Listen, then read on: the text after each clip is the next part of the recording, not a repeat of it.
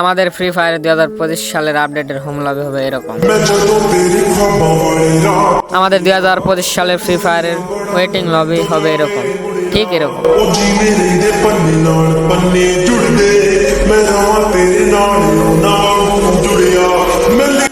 আর 2025 সালে আপডেটের পর আমাদের ক্লকটার দেখতে হবে এরকম, ঠিক এরকম।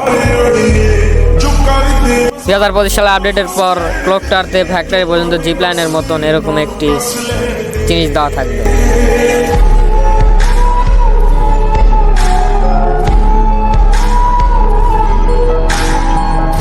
2025 সালে ফ্রি ফায়ার আপডেটে এরকম একটি ক্রিসমাস ট্রি দেওয়া হবে।